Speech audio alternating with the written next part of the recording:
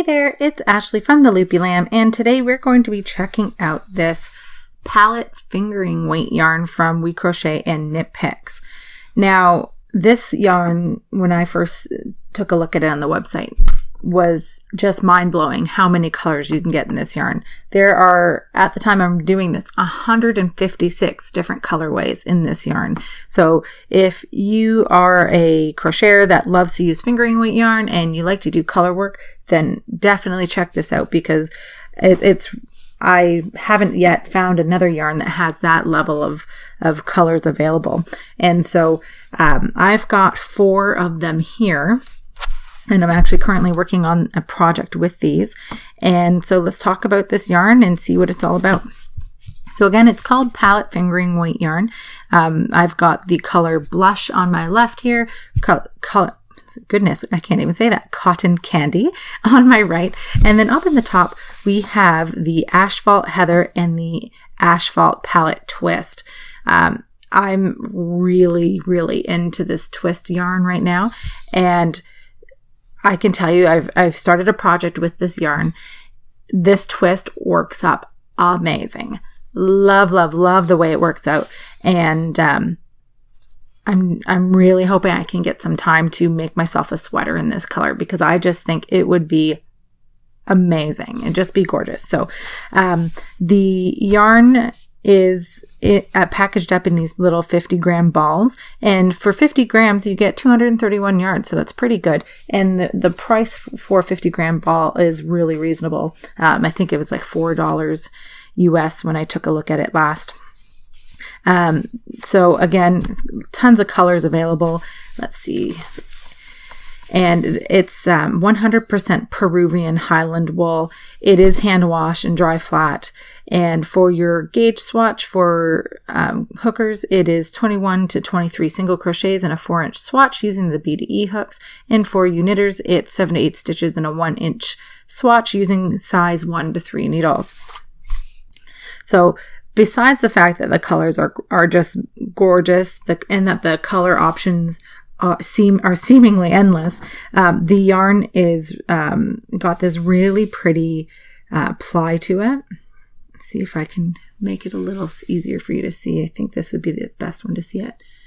It looks almost like a tiny little rope. It's more loosely plied. I haven't had any real issues with splitting or anything yet, but what I'm going to do is I'm going to keep working on it, and then I'll bring that back as well as a swatch so we can see how, and I can show you guys how it works up. And I'm going to do a swatch specifically in this one so you can see that one as well.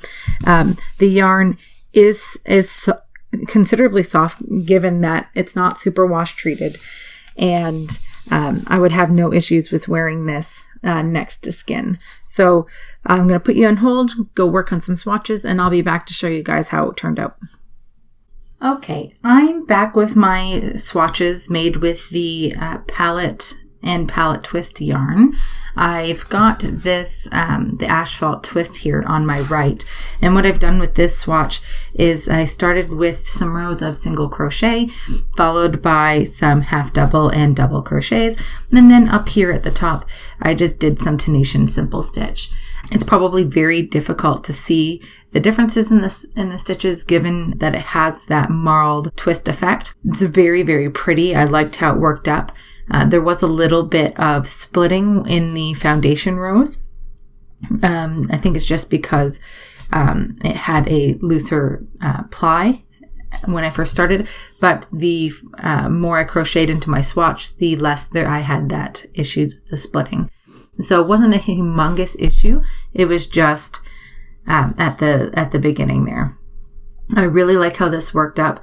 Not crazy about it in the Tunisian particularly, but I really love this marled effect in the basic crochet stitches. So if and when I'm designing with the twist yarn, I would stick to basic stitches to really show off that twist rather than trying to put too much texture in it and losing it in the twist.